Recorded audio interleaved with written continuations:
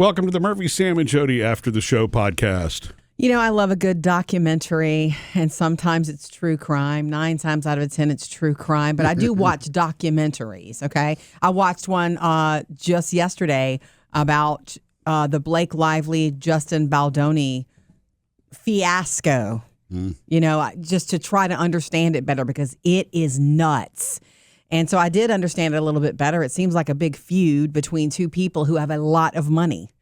And it seems like both of them are a little bit in the wrong. Yeah. Really, at the end of the day. 3 people, Ryan Reynolds. Oh, Ryan Reynolds is definitely involved, for sure. But anyway, I bring it up because, you know, Murphy and I are married. I watch a little more TV than Murphy does. And so every once in a while, he'll come to me and go, do you want to watch something together? It was like Saturday night. Do you want to do something together? Yeah, I just wanted to do that. You know? And I've got all these things in my brain on repeat of things that I want to watch, or I have some saved in my brain that he and I should watch together. Yeah. But I was coming up blank.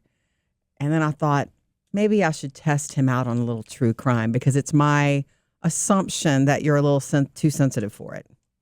You're a tender-hearted man. I am. I have, ever since I was a kid, I got drawn into TV emotionally. So, yes, if it winds up being too hard, it's just not it doesn't wind up being my thing. So, Sam, but it was an interesting Saturday night. I decided to try out some true crime on Murphy. Which one? So, here's what's up. I want you to understand why I chose this. Number one, I thought he would care about this story.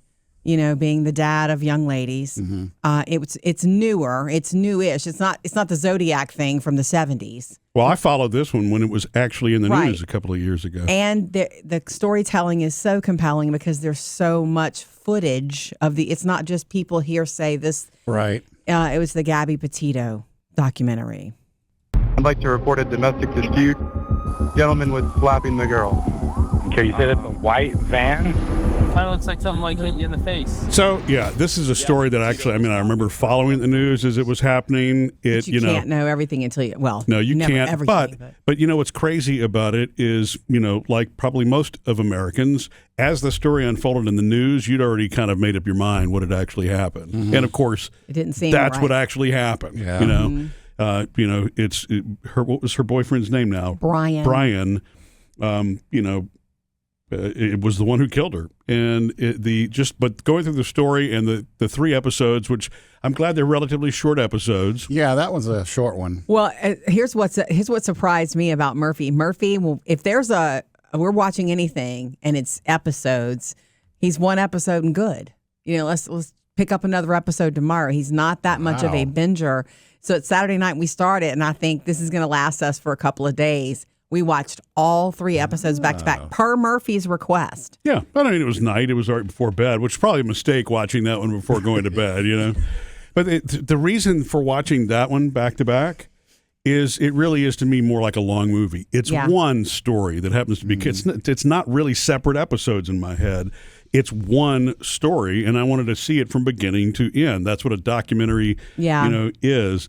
And you're really right, Jodi. It's extremely well made. Look, to me, today's documentaries, or even like those in the last 5 years, are probably more well told than ever before. I don't know if it's because there's more footage, but it's always the perfect combination of the interviews. You know, I'm not much on the whole reenactments thing, but of course the Gabby Petito one, because she was on this road trip and she wanted to launch her YouTube channel. Most of the video is the video that she shot herself. Mm-hmm. What I was not aware of, though, getting through towards the end, is how the final discovery and puzzle pieces were put together by the FBI from another van living couple, another couple doing the same thing that happened to catch it on their dash cam, just driving along. It's an example of technology and this super connected world we live in being a good thing. It's not always good, but it is sometimes. Yeah.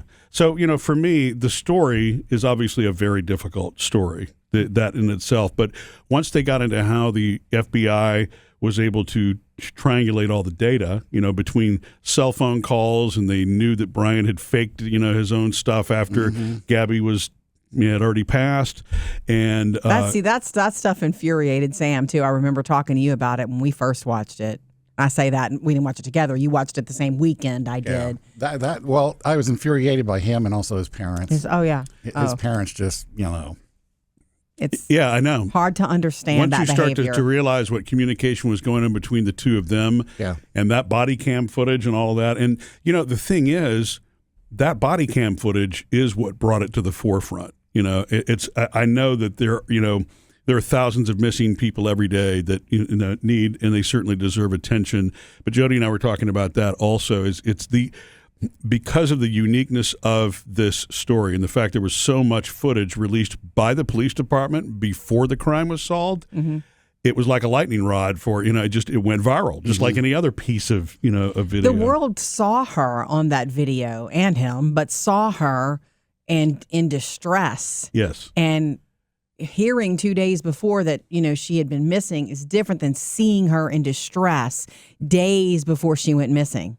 As its own cry for help. Right. Really. It brought us all into it. Mm-hmm. And, to me, the reason that I really wanted Phoebe our youngest daughter, Phoebe, and Taylor, I wanted our daughters to watch it. Taylor has not yet, Phoebe has, is the same conversation you and I had afterward. It's like when you're a young person and you are truly in love, you almost think that that's your only shot. Mm-hmm. I love him. I have to fight for this and stay for this. And it's not true. It's just not true. And I can remember feeling that way when the first time I was in real love. Like, okay, well, this is it. I'll put up with anything because, and I'm not saying that's where exactly her head was, but it needs to be a conversation after watching it. Oh, because yeah, she did absolutely, love him, and she did know that some of this stuff was wrong, and he did isolate her. Yeah. He isolated her. That was on purpose. Yeah. The other part of it, even though there are certainly a lot of frustrating things to watch as the story's told about mistakes that were made along the way in the investigation and so forth, it's really easy to be a critic once the puzzle pieces have already been put together. Yes. And I mean, it's almost impossible for anybody to defend something because if you had been in the same situation before the puzzle pieces had come together, you might have made the same mistakes. Yeah. There are unanswered questions. They didn't have a body to be able to to arrest or put a warrant out. That's for my thing. Why Brian's not bring arrest. him in for questioning? Right. When he's in the house and the parents said he's in the house, bring him in. But Murphy's, we had all these conversations. You were like, they didn't have a body. Yeah, that's and it didn't occur to me until I was watching that. I realized that's kind of deep, but it's the truth. We watch a series and we pass a judgment on it, but the series or the documentaries the puzzle pieces have been put together. Yeah. All the By the hard work. time. It's been edited and everything down to something you can digest. But that's not what I mean necessarily. I'm talking about the investigation's puzzle pieces. Oh. If we had all been, in which actually we were, because the first thing that was out was body cam before anything else was ever known. I guess what I'm saying is criticism of law enforcement or others, and again, I know mistakes are made, but I do believe that when it comes to crimes being solved like this, everybody's trying to do the right thing. Yes. Before the puzzle pieces come together, it's impossible to do some of the things that some of the critics after the fact, said in the Gabby Petito case. Because again, once it's already been solved, you weren't part of the solution, part of it. It's very easy to pass judgment on those who actually were working the case before all the answers were actually there. Yeah. And so I tell myself that just for my own criticism, because I caught myself going, how? And then you realize, okay, wait. This is how. I mean, Right. It's unfortunate, and I hated it. And, trying to go to bed right after that, well, that was I'm tough. sorry. That's what I said. I think you're a little sensitive okay. for it. One Right. of the hardest things for many of us, and one of the most criticized parts of it, was that traffic stop where the police made the decision to send him to a hotel for the night for domestic violence victims and put her in the van. And a lot of us were like, what? Yeah. But then again, we weren't in that situation. We weren't those officers. Officers are human beings too and can make mistakes. And I remember thinking, she did tell them I was the instigator here, and he did have marks on him. I don't think she did, although she looked freaked out and he didn't. Well, she looked scared. Yeah, and like Sam was saying just a second ago, pieces of that, though, were certainly edited and kind of put together out of order to tell the story. I would love to know, because I'm sure that's a decision that law enforcement struggles with or has to deal with every day. Domestic disputes, they're handling all the time. There's a process, there's a protocol. So for somebody who actually, is in law enforcement or maybe a specialist in that area who specializes in, domestic abuse as a counselor or what have you. I would love to know their thoughts on that particular moment in time of, how that was handled. Should it have been done differently or not? Because I know that most people are outraged. It's like, okay, wait, he got to go to the hotel and she drove the vehicle and what? And they got together anyway. Yeah. Yeah. I don't think this is, it's a really good documentary, but I don't think it's the last one. A documentary can be made in many, many times. There are a lot of subject matter, like how many has OJ had?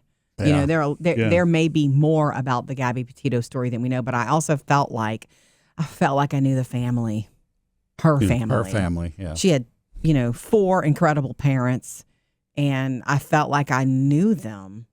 I felt like I could be them. Yeah. And that was one reason it was also so well done. But no more, Murphy, for you. No, I won't do that to you anymore. Look, I can watch them, just probably not right before bedtime. The other thing that I do want to end with is what you started with, Jodi, which is that, it's really unbelievable that something like that has to happen to call that kind of attention. But, her parents did create a foundation for that specific reason, for awareness for young people in relationships, not to be caught in that same kind of, or to setting, have somebody somewhere to reach out to. Right.